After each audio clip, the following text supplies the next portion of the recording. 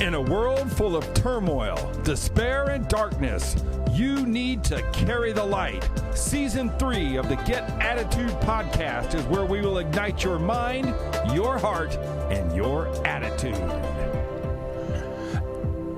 And welcome to the GAP, the Get Attitude podcast. I am your host, Mr. Glenbill. We are in Season 3, Carry the Light, and we are bringing to you another unbelievable guest, a guest that not only brings light to the people that he meets, but he brings light to some of the biggest rooms in America.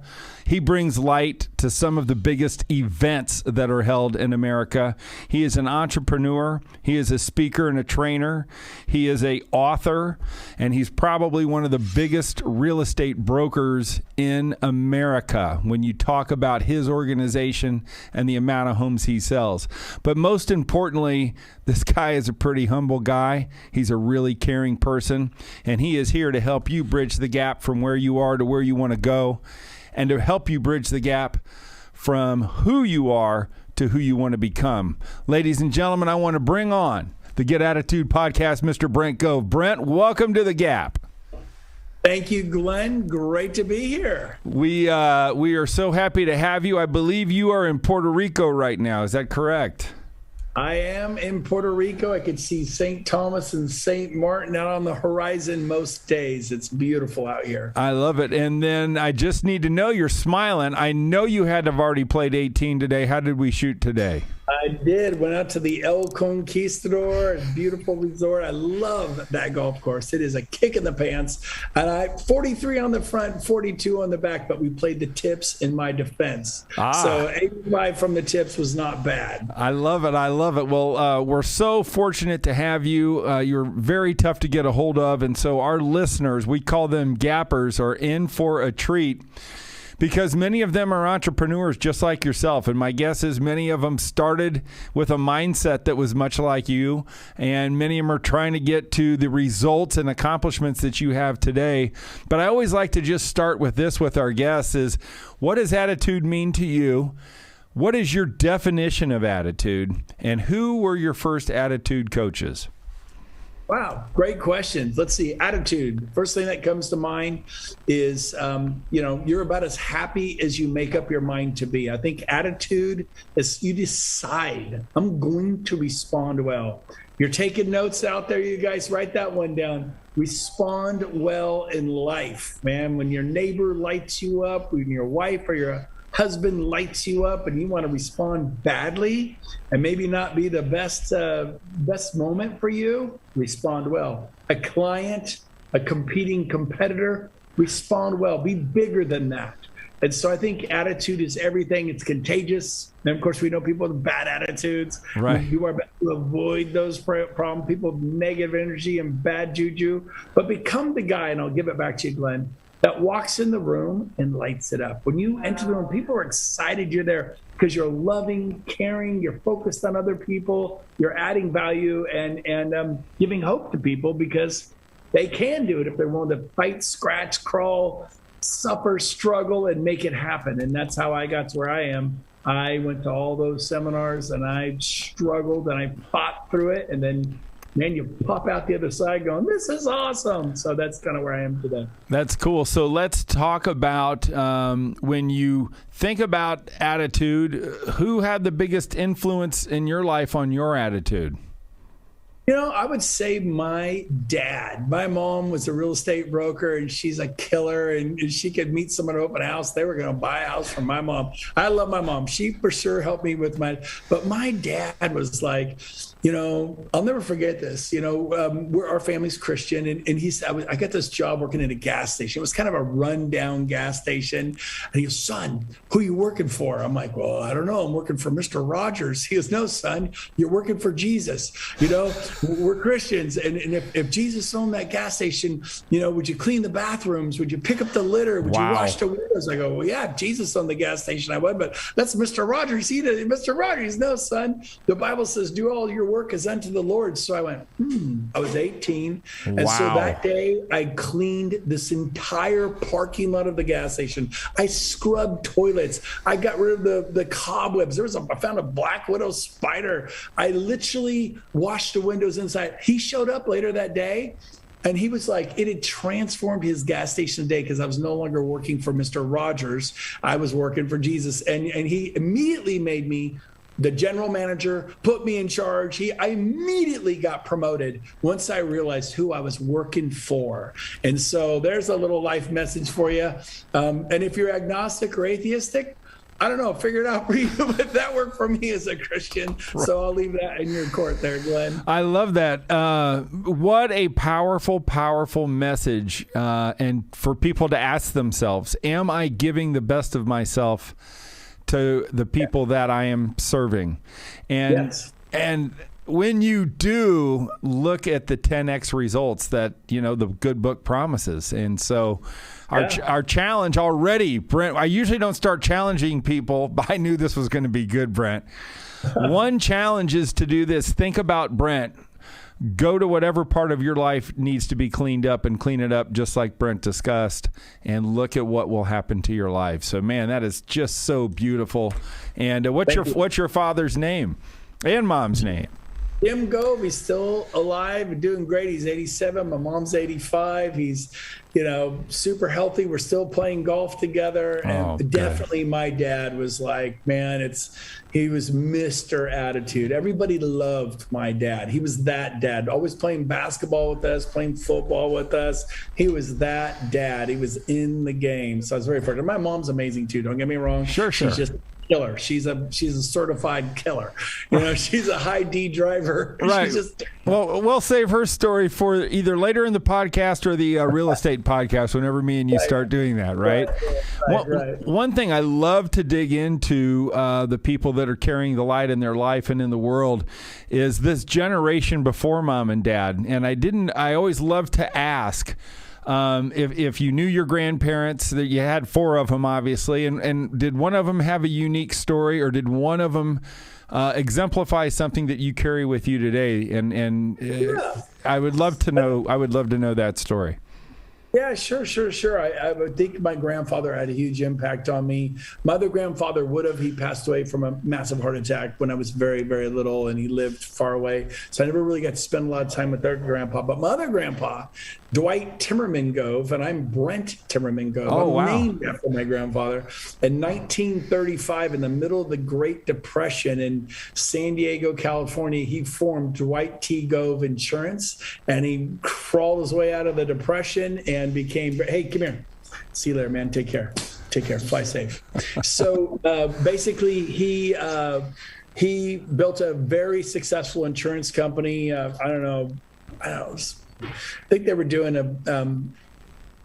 $250 million in premiums or something. Very successful, very well. Take care, Danny. We'll see you. Bye-bye.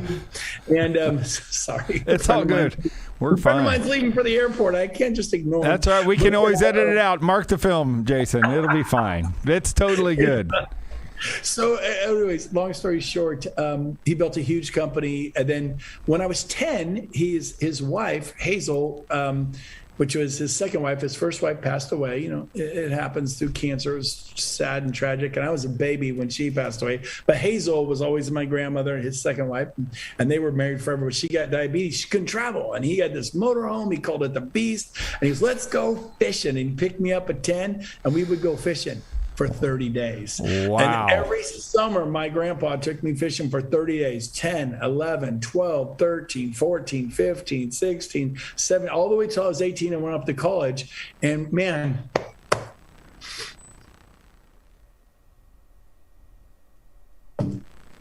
good stuff. Cool. It is Sorry. good. Well, have you heard the song, I wish grandpas never die? Have you ever heard that song? I'm sorry, I didn't see that one coming. But I love that man. He was so good to me. And we fished all over Montana. He taught me to fly fish the Madison River on the Yellowstone. I had pretty fortunate. Good. Well, I won't make you suffer anymore through that, but this is what the Good Attitude podcast is.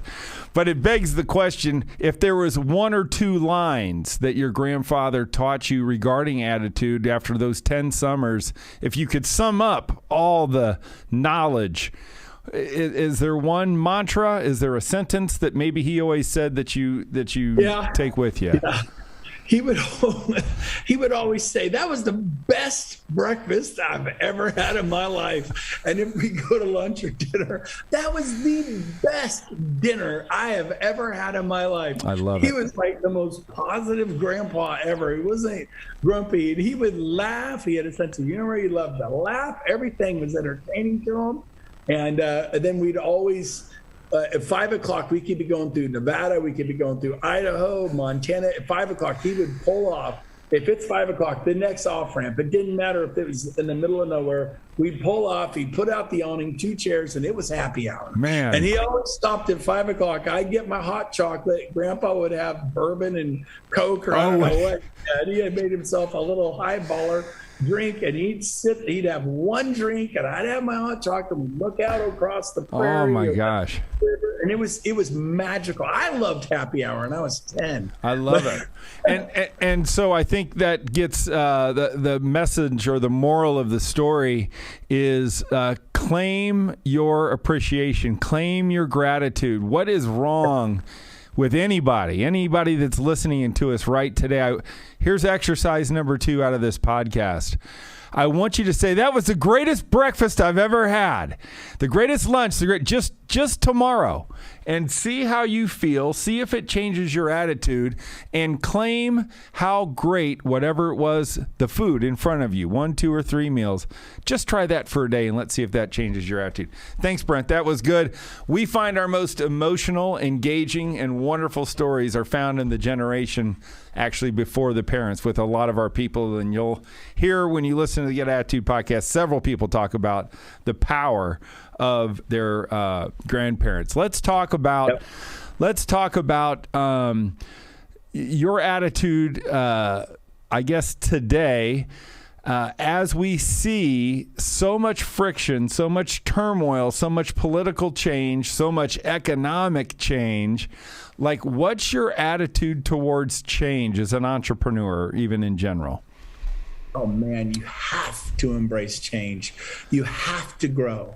A lot of you are like, I'm not using an iPhone. You're dead. Or a smartphone. I mean, I'm not going to do DocuSign, or I'm not going to learn about podcasts or Instagram or YouTube. Man, you better. You're just like that guy. I'm not driving one of them cars. I'm going to take my horse and buggy, And so, man, embrace technology, embrace learning, growing, changing. I'm 56. I've to kind of push myself to do it. It's not natural for me.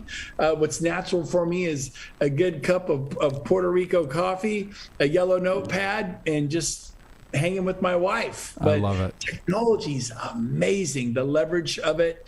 And I would say this, as far as today's change and what's going on, do not participate in the recession of the talking heads on TV or the people in your industry, whatever industry you're in, like, oh no, it's going to be this, it's going to be hard, it's going to be, step up and say, I'm not participating in the recession that everyone else is, the mental recession. Right. You can go kill it. And so get out there and lead, and whatever it is you do for a living, massive lead generation. And then you get the clients you want because you have so many choices, and then you're succeeding. So lead generation in every industry is vital. Interesting. And so when we're going to talk about your successes, because people need to know this is an extremely successful person. But before we get there, was there a time in your life where you stood at the edge of the bridge and you went, I think I'm better than this. I think there's more for me. Like, what was the toughest time of your life, and what did you do to get out of it? I mean, as far as a mental exercise or your mentality, do you have that, or did that never happen to you? No, I did. I mean, for sure. I went bankrupt when I was 29.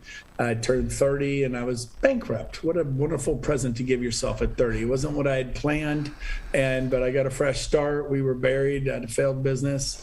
And then everything was great. 2005, I made $3.8 million in a single year, owned lots of real estate. 2009, had sold all that real estate, had created capital gains issues, had 13 full-time employees that I kept way too long because I was 39 when that market shifted. Right. And I didn't have the maturity. And I thought, well, I'm responsible for these people. So I kept them on for years when I should have let them go and find something else. And then what I did was devastate my family's finances. So by 2009, 2010, I was short selling my own home. Wow. Had sold property after property after property after property, had capital gains, IRS tax debt. And I remember meeting with bankruptcy lawyers and attorneys going, how do I go bankrupt? And they're like, man, you can't. You make too much money. You have to do nothing for a year. I go, I'm not willing to sit around and do nothing for a year, but they are not going to offer and compromise with you because you make $285,000 a year, even in a bad time. You're still, this is back 2009, 10, 285, 350 when it was horrible in the middle of the crash, the bust. And so I spent years digging out. I did not pay off my taxes till like 3 years ago. I owed hundreds and hundreds and hundreds of thousands of dollars, compounding at 50% penalties and interest. I almost made the front page of the Sacramento Bee in Northern California. They did an article on Northern California's deadbeat taxpayers, and all these heroes and titans of business, my friends, were on the front page of the paper. They were celebrated stars until the market changed, and now they're somehow deadbeat tax losers. I'm like, man, we all got caught. That was a big punch in the, everyone has a plan to get punched in the face. Yes, right. And so we all got, I think, God, I missed it by $20,000 of tax debt. They listed it. It's public record. Holy and I'm crap. like, I was so glad. And I worked so hard for so long. We've rebuilt everything, and now everything's great. So if you're out there and your life got tanked and you have tax debt, I was able to rebuild it, get it all back, and then 10x it, just with a great attitude and an amazing work ethic, and surrounding myself with people like glennbill and his podcast and the YouTube channels and the TED Talks and the events. And I'm always growing. You're a student of life, man. Be a student of life. You can. I love the saying, Glenn. I'll give it back to you. But the biggest room in the world, it's a room for improvement.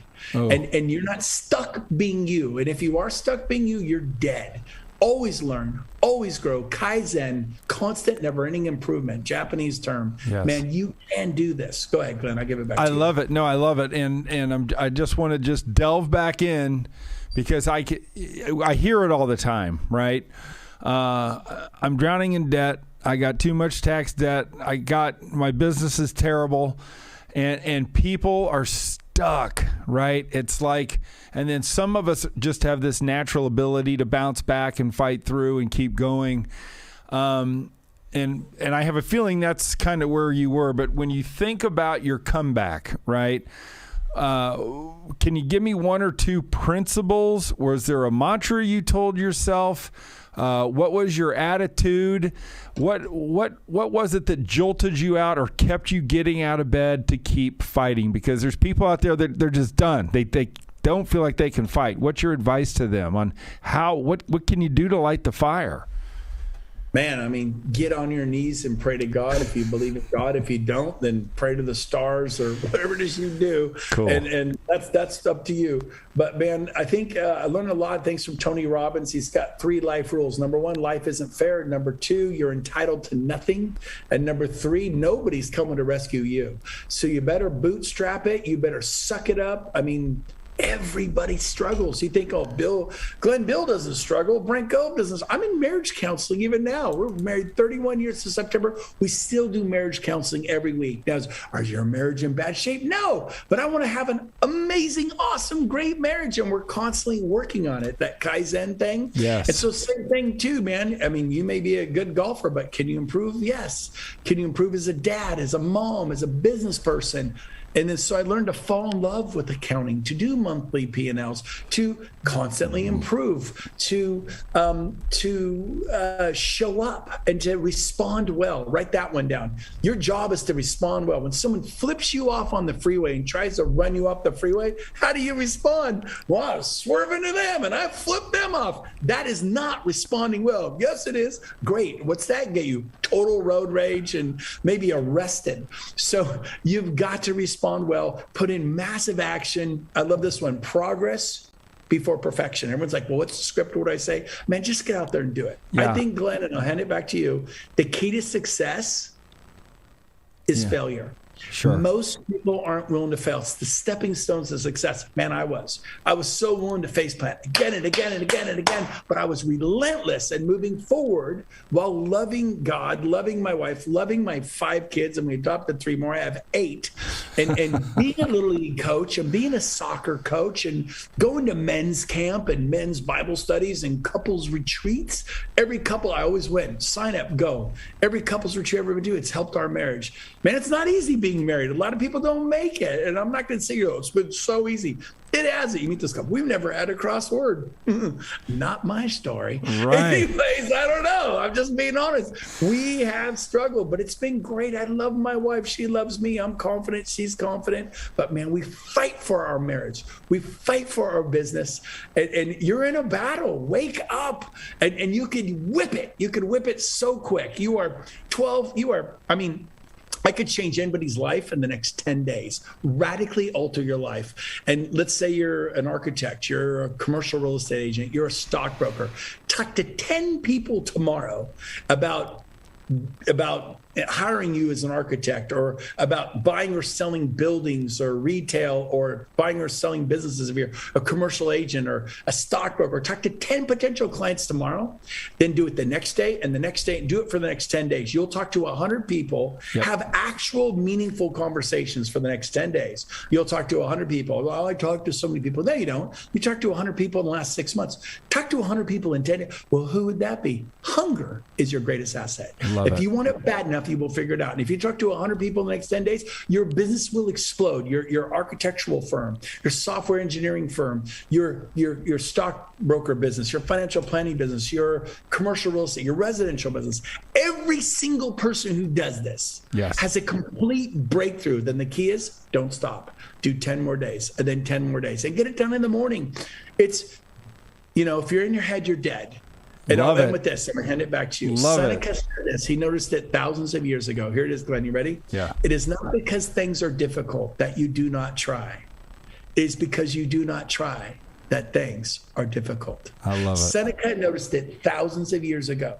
Anyways, I'll give it back to you. That is so good. I mean, look at guys. That is the podcast. Like, understand. Hit rewind, listen to it. Hit rewind, listen to it. 10 a day. 110 days, I don't care what business you're in, and your life will change. And I totally believe it. I want to just get back very quickly to respond well.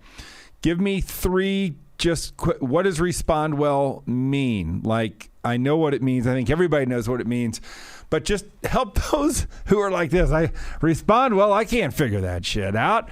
So like what do you say to yourself? What questions are you asking in order for you to respond well? I'm sure you're eloquent enough to figure it out. Give us just 3 quick bullet points on responding well. Okay. I'll do my kids, right? Your kids do something crazy and this and that. And you just want to light them up and like, oh, that's going to be really good for them. So there's a way to deal with the situation without just, giving them a tongue lashing and beating them down, and just like you turn red and you say things you regret. So you have to stay calm, maybe go walk out in the backyard, calm yourself down, do some breathing, think about it, and then go back and deal with the situation. I'm not saying you wink and you look the other way and you don't call it out, but there's a way to parent that's not screaming and yelling and losing your stuff. That is an area of responding well. And it takes patience with your loved ones, with your husband, with your wife, with your children. It's easiest. That's why domestic disputes are the most dangerous disputes for police officers. So respond well. There's one. In business, I have lots of employees that work for me. When they make mistakes, I can light them up, dress them down. You're going to pay for this. It's coming out of your paycheck. I'm always super encouraging. You talk about, okay, what did we learn from this? How can we correct this? I love you, man. I believe in you. We got this. And so I respond well with my staff. Love it. Because here's the deal. Does your staff, do your clients, do your friends know that you love them? Well, that's a little corny, my clients. I don't know. I love my clients, and they know I love them, and they know I'll go to the mat for them. Your clients may not, and you may wonder why you're not having the success you have. And the final thing is with your clients, responding well when they lose their stuff, and you stay calm, and you have to, people attack you for maybe something you didn't do, and you could yell back at them or whatever. So again, in life, I think we're called to respond well in business and our personal lives. And when you blow your stack, name one time that's ever really been good. It might felt good for a second, but like you're embarrassed. Yes. So it's not your best self showing up. Sure. Right? There you go. I don't know if I answered your question. I love it. And I think, so as I was listening to you, I've created the formula, and you can do this when you're on stage or whatever. Responding well first means staying calm. Right. And as a football coach, and if you watch the Wimbledon match, the guy's going crazy in Wimbledon, and I'm like, well, there's no way that guy's going to win.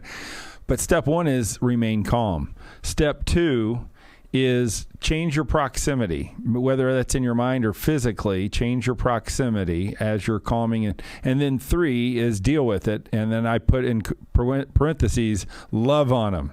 So stay calm, change your proximity, deal with it, meaning let's just start loving people more. And man, that's the way to respond. Respond in love, not in hate, not in jealousy, not in greed, not in whatever else there is. So Brent, so good. Thank you. My gappers, man, I'm telling you, you can apply this to your life. You can apply it to your business. I want you to go to brentgove.com. Brent Gove is having a huge seminar in Dallas, Texas, just next month. And it is called the Build Conference. It's mostly for real estate agents, but I promise you, whether you're in real estate or not, it will change your life. Brent pays Tony Robbins out of his pocket to come and speak at this event. Tony does not speak at events anymore for other people. He does for Brent. So look at Build, but look at, even if you can't go next month, just promise me this. Go to brentgove.com. Look at what he's doing. Look at his events. If you're in real estate, you need to be following what he is doing. He's built one of the biggest organizations. We haven't even talked about the enormity of the organization that you have. But if you don't mind, now that people know and they've heard you talk about mom, dad, and grandpa and your philosophy of life, how many people are in your organization at eXp Real Estate?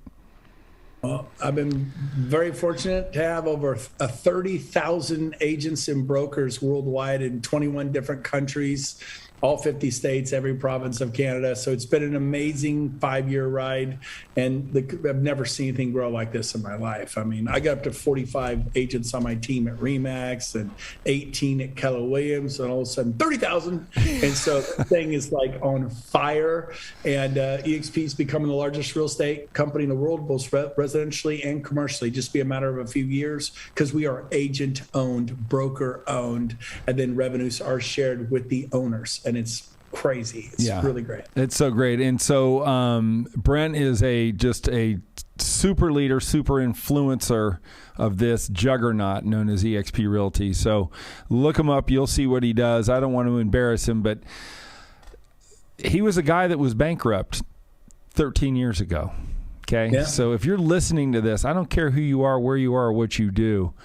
You follow Brent, and he'll show you the light, and he's going to get you where you want to go. And you keep listening to this podcast. Brent, we're going to finish up our Get Attitude podcast with this thing that we call Knowledge Through the Decades.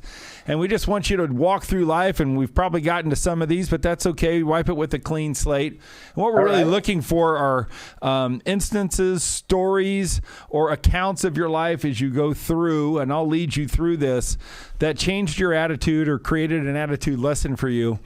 The first thing we really talk about is birth, though. I mean, I know you probably don't remember being born, but maybe you remember your kids being born. But what do you think the attitude lesson is of birth or being born? Wow. Adapting. You come out of this environment where you have food, you have oxygen, you have water, you have nutrients, and you come out, and what do babies do? They cry, man. They start crying. They're like, it is cold. It is not warm out here. Whoa, I'm going to go back in there. So I think you have to adapt. I think we learn. When born, you must immediately adapt to your environment. So there you go. And I think the attitude lesson is is that adaptability in childbirth, we've never had that answer really, but when you think about this, gappers, your ass needs to adapt like a baby on a daily basis. Like nobody's asking the baby to adapt. A baby is not going to courses to adapt. A baby's not measuring the environment to see if they can adapt. It's something that happens. It's natural. And so natural adaptability is certainly a strength that obviously I'm sure you possess. That's a great answer. I want you to think about being 10, growing up in California. You're probably in 3rd or 4th grade. I don't know if you were bullied. I don't know if a teacher gave you detention. I'm sure plenty of stuff happened. But was there a story or an instance when you were 10 that you felt changed things for you or created an attitude lesson for you? Brent Gove is a 10-year-old. Brent Gove is a 10-year-old. I think neighborhood friends, having a good time playing flag football out in the street and all that. But I think getting into Little League and starting to play for the Astros and then like realizing, hey, I'm pretty decent shortstop and I can pitch and I can hit. And I started getting some self-esteem. I'm good, and of course I had an older brother and my dad, and we're always playing catch in the backyard, basketball, soccer, football, throwing the ball.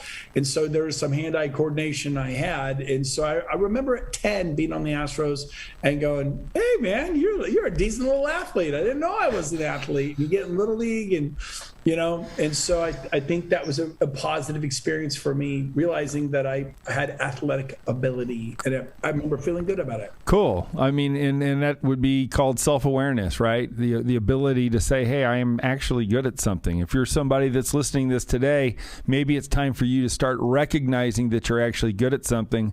My guess is you said, I probably got a golfer inside of me in about 40 years.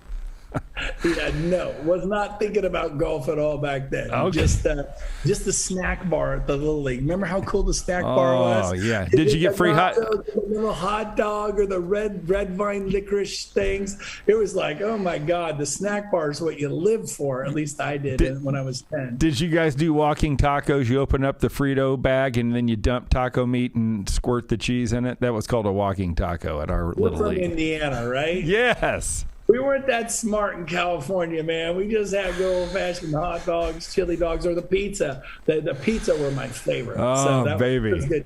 I love it. When's the last Little League game you went to? Oh, it's been a long time. I mean, my kids, I coached them. I was the coach. By the way, one year I made the mistake of I had my secretary sign me up. She didn't sign me up for Little League. She signed me up for the other one. What's it called? T-ball? The Little League. Not T-ball. Pop Warner football?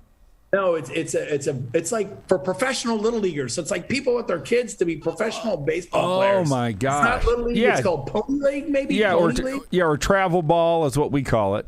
Yeah, she signed me up for that. I'm used to Little League. Oh, the parents are nice. The kids. We go to Pony League. I am coaching 5-year-olds, and I got dads lighting me up because I'm not doing practice properly. And these kids, they're going to be the next Johnny Bench or my God. Jose Canseco. I was freaked out. I've never seen parents this serious. So I'm like, it was the last time I always went back to Little League. Hey, we're just here for youth soccer. We have a good times. We're going to tell our kids how amazing they are. I'm not the guy everybody gets a trophy. They're going to learn, hey, we lost. And so I'm not like everybody's a first place. No, we took second or third place. You need to fight and work harder if you want to be first place. That is so. We just did a podcast with the owners of Wrestling Mindset, and they work with kids that are literally burned out, and they help families coach athletes to success by not putting so much pressure on them. So that's another really, his name is, I believe it was Nick Zanetti was his name. Nice. Big Italian Catholic, and man, he was unreal. So guys, you probably already heard that one, but we'll see. All right. So Brent, you're 20 years old. I don't know if you remember your 20th or your 21st birthday, but when you think about the attitude lesson of being 20, what was the lesson from that year or two? One of the things I learned, I remember when I was that age, was I needed a job. And I heard this guy who was a contractor, and he said, you need a job? You can get a job. Anyone can get a job. It's easy to get a job. I'm like, I need a job. I need to make some money. And he gave me this advice, and it was spot on, and it worked. I copied what he said verbatim, and I got a job paying like triple the pay with benefits. Like, oh my God, it worked. And so what he said to do, he says, you go up, you start interviewing with employers, and you tell them, look, hire me for 2 weeks, but don't pay me. I will show up early, stay late. I'll work 40, 50, 60 hours a week, whatever you need. I will have the best attitude. You say jump, I say how high.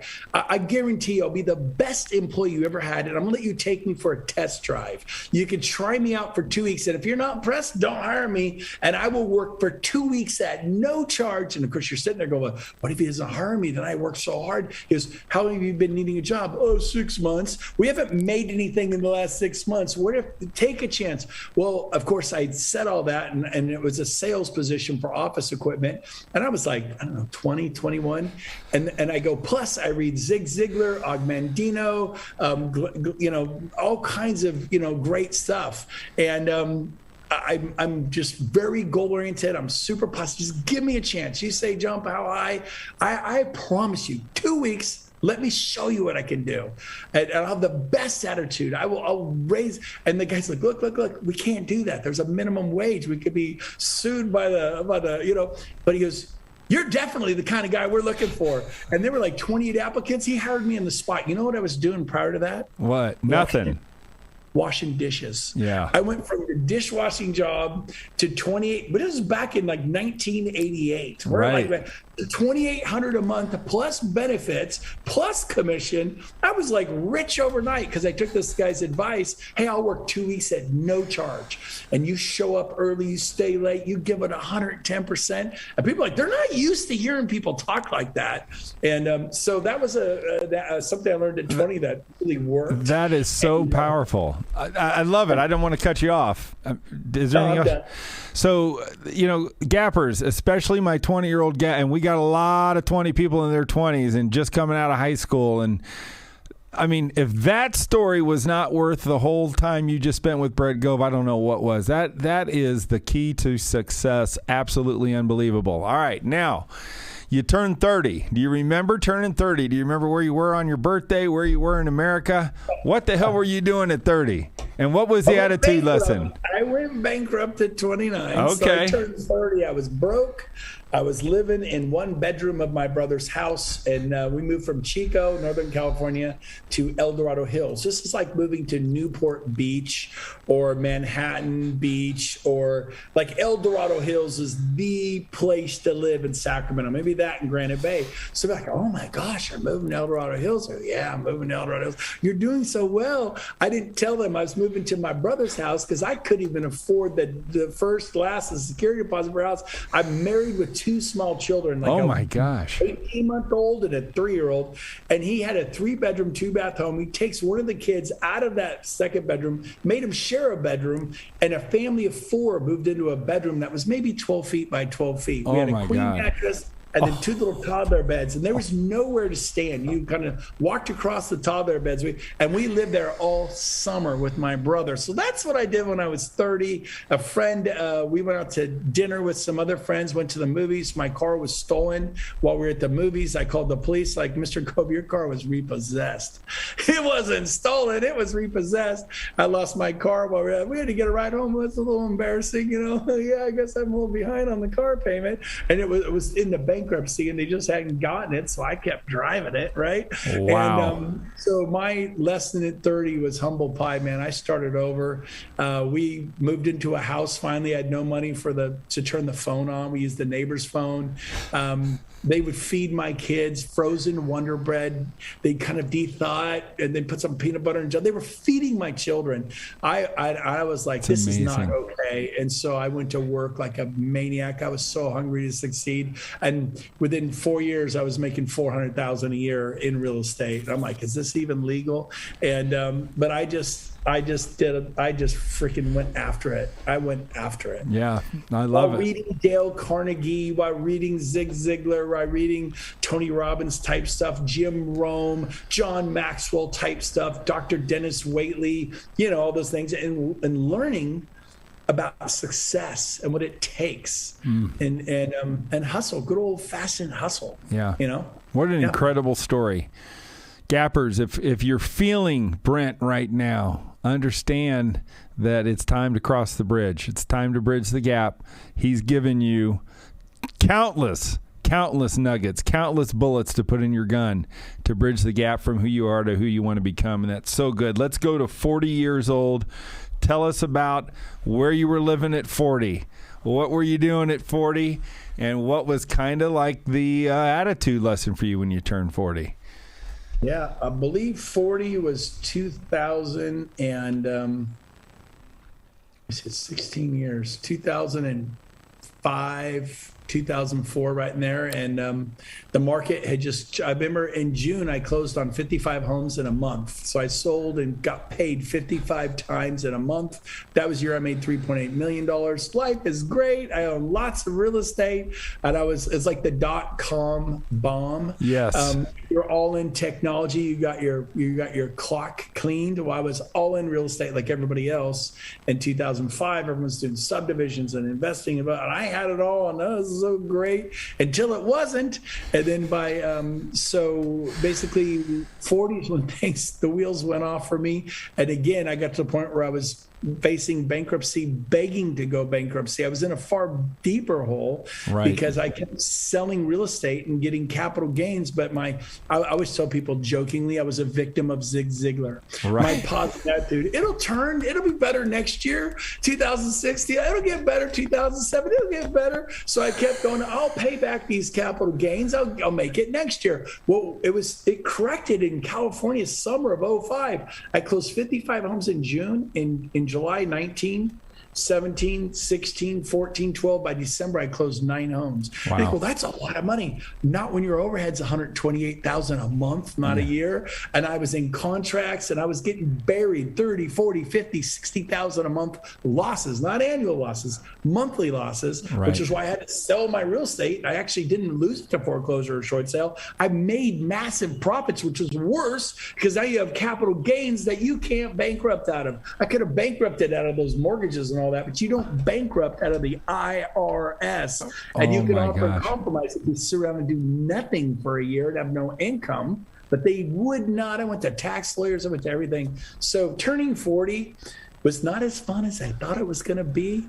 And it was the beginning of my struggle. I mean, I struggled. In fact, if you look up my name, Brent, in Gaelic, it means uphill struggle. Oh, my gosh. That's what it actually means. It's so funny.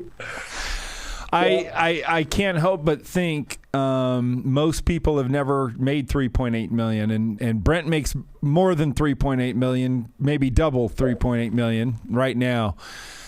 So they got to be saying, and I'm sure you used to sit by a lake and ponder and go, God, if I made $3.8 million, I got the world by the short and curlies, and I mean, I'm good for the rest of my life.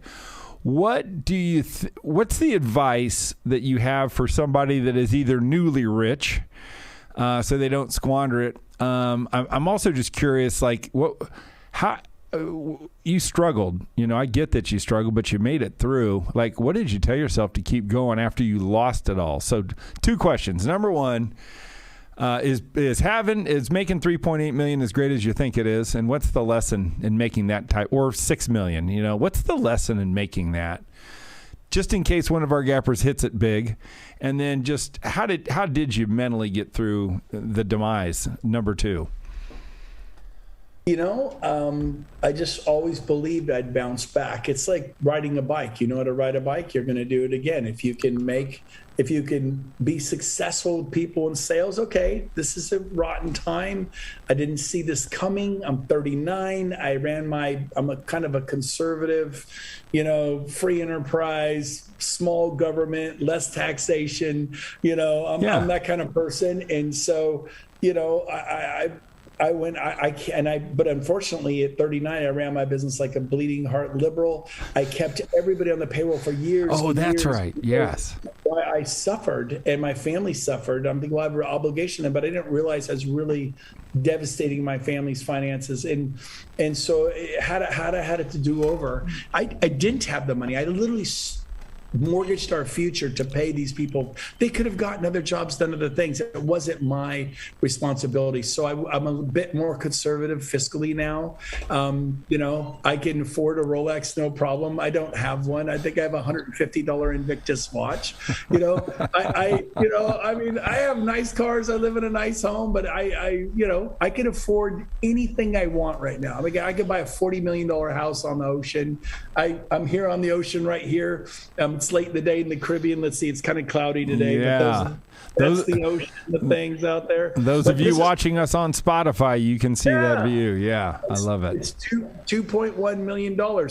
I can afford a 40. So I'm not buying too much stuff. I didn't do that last time either. I'm more of a giver. I believe you should give, and so we do a lot of charities. But now I could say this: I own multifamily. I have residential, but we have certain stocks we buy, in different venture capital and different things. We're diversified in like 15 different areas. Nice. Whereas last time I was all real estate. Right. And so when real estate corrected, I got my clock cleaned. So, but it could all go away again, and I'm cool because my hope is in heaven and eternity and down the road. So whatever, it comes and goes. My job is to respond well, love people, be a bright light in the room when I walk in, be a room lifter, be a life enhancer, not a well poisoner. I think a lot of people are well poisoners. Right. I'm not. I'm a life enhancer. You're a life enhancer, Glenn. And everybody listening, you are called to be a life enhancer. You're called to encourage people. And everybody has somebody they can encourage. And if you spend your life encouraging and lifting people up and helping people, you're going to be very happy. You have a great life. I love it. In the words of Dr. Chuck Dietzen, we're all not meant to be doctors, but we all are meant to be healers, right? And so one of my favorite things is, those people when they walk in the room, they just light up the room. And there's people when they walk out of the room, they light up the room. You know what I'm saying? That's funny. I've never heard it that way. That is hilarious. Like, thank God they're gone. They bring the storm. Oh, shit. Oh, my God. The room is light. I got to respect your time. Let's go to 50 real quick. Do you remember turning 50? What was the attitude lesson when you turned 50? Turned 50. Let's see. Man, I'm trying to remember 50. It's funny. The rest were easier. I was, just 6 years ago. I know I had 18 agents on my team. My world was 3 full-time employees, a couple part-time employees, and 18 agents I was in charge of, 6 listing specialists, 12 buyer specialists, doing $100 million a year, got a $100 million a year sales team. And I'm taking Friday, Saturday, Sundays off, 3-day weekend, every weekend. Life's good. I'm just going to ride that out till I'm 70 and do that for the next 20 years. So I'm like, I love people. I love real estate. I get paid really well for what I do. And then at 51, EXP entered my life, and I went, oh my gosh, it's like discovering electricity. It's like, I don't have to take a boat to Europe. I could get in a jet and be there by tonight. Yeah. And so I didn't think there was a better company than Keller Williams. And I'm not saying it's a better company. It's different. I was, Remax for 13 years, really liked it, but didn't have any equity. I was at Keller Williams for 9 years, loved it, went from like to love, but didn't have any the equity. And of course, people offered me franchises at Remax that were in podunk nowhere, and franchises at Keller Williams. The ones I wanted, though, were taken. Yes. So I passed on those Remax and Keller Williams franchises. So it wasn't that I didn't have the opportunity to get equity, but they were in areas that I knew would not be super successful market centers. And a lot of them opened and failed and shut. So, enter EXP, and there's such an opportunity because it is agent owned to acquire 5 different ways to acquire stock. It was like I made the decision to make the move. I've moved 2 times in 27 years, so I don't move around much. And it was a big deal to leave Keller, but it was the best decision I ever made in my life times 100. Yeah. I literally went from 18 to 30,000. I'm going to be at 57,000 by 2026. And it's pretty cool. And we're changing lives. It's not about me. It's about helping those agents. So as Glenn, as you and I help other people, our life is enhanced 100-fold. And that's what it's all about.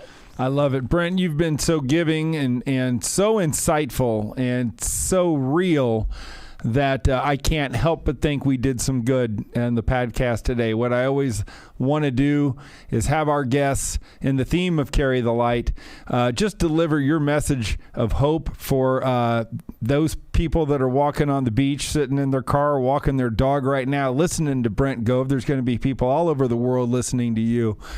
What's your message of hope? What's your message of carrying the light in their life? And that's what we'll end with.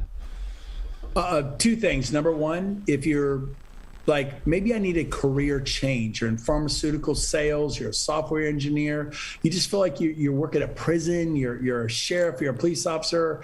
I don't know, but you're just burned out. You're like, you're a school teacher, and you're like, there's more for me than this. I want you to consider real estate as a career. It's amazing. There is no ceiling. I remember the first time I made $100,000 in a month. It was like, are you kidding me? And so if you want to know about real estate, I'm gonna send you somewhere, and it's called www.themodelexplained.com. It explains real estate. It explains what EXP is, and that's what I'm a part of. And then if you watch that, themodelexplained.com, and you like it, I want you to reach out to Glenn Bill and talk to Glenn Bill. He can connect you back to me or other people, but talk to Glenn. You're welcome to reach out to me, but please go through Glenn. And then the other, there it is, themodelexplained.com. My producer's awesome. He is. He's on it. He's awesome. And then, so I would say that's number one. If you're an agent or a broker from an independent or another big box brokerage, check it out. We're going to have 500,000 agents in the next 5 years. No one's ever gotten past like 188, and so we're going to just it's a movement. So do that. And then number 2, final words to encourage you and spread hope. I would say go help someone today. Go. Who can I help today? Like, I'm poor, I'm this, I'm that. There's someone poorer than you. There's someone surfing on a couch. There's my son and I drove by a woman at a bus stop last week. My youngest son, Ty, is 18, and she had 2 big suitcases. There were some hotels behind her, and she had her hands covering her face, and she's sobbing. And we drove by. I'm like, that did not look good. She's literally sobbing, 2 suitcases. It's a bad situation. Whatever it is bad. I go, son, did you see that? He goes, yeah. And I go, do you think we should keep going, or maybe we should make a U-turn and go check on that young girl? And he goes, what do you think, Ty? He goes, yeah, we should turn around, Dad. And I want to see what he'd do. I'm like, I was definitely going to turn around, but I want to see what my son would do. So we turn around, I park in the parking lot. I go, do you want me to go down and check on her? It's kind of awkward and weird. You're walking up to a stranger who's bawling on the street. Or do you want to do it, son? Do you think you could do that? And he goes, I'll do it, Dad. And he goes down there. Actually, I was in the bushes. I filmed through a little crack. I filmed, and he's talking to her. Hey, are you okay? Turned out she was a Ukrainian refugee. Where she was staying, it didn't work out. It was a bad situation. She made an emergency call. Someone's coming together, but she's literally sobbing. I gave him a $100 bill. I go, no matter what she says, give her a $100 bill for sure. Right. And let's just give her some money. But if it's really bad, come back and get me. Let's do something. And then it turned out she goes, I'm okay. Someone's coming to get me. And I can't take the money. He's like, please, my dad says, take this. It's for you. Oh. And then he came back. I said, son, what if Megan or Sarah, that's his sisters, Christina, Alyssa, who's got 4. What if one of them was in Nashville or Miami or Austin, and some amazing father and son was driving by and saw your sister Sarah bawling at a bus stop, man, with 2 suitcases, and they just freaking drove by? Yeah. It's unacceptable. So you know what? There are people today, if you will stop and start asking questions, you could pray for them, you could hug them, you could give them, maybe help them get a job. You could do so many good things. You do that and you're winning like you've never won in your life. Go help somebody. You will feel joy and peace in your heart. Go do that and you're winning big at life. That's so awesome. That, ladies and gentlemen, that is Brent Gove. He is a life giver. He's an entrepreneur. He's a leader. He's an influencer. And thank you so much, Brent, for being here. Gappers, don't forget, make sure you say, "That's the greatest breakfast I ever had." That's Brent's third My thing. grandpa. I'm doing that tomorrow at every meal. I promise you. So, all right. Well, Brent Gove, it was great to see you. Thank you for giving to our Gappers today. And this is Glenn Bill signing off on the Get Attitude Podcast.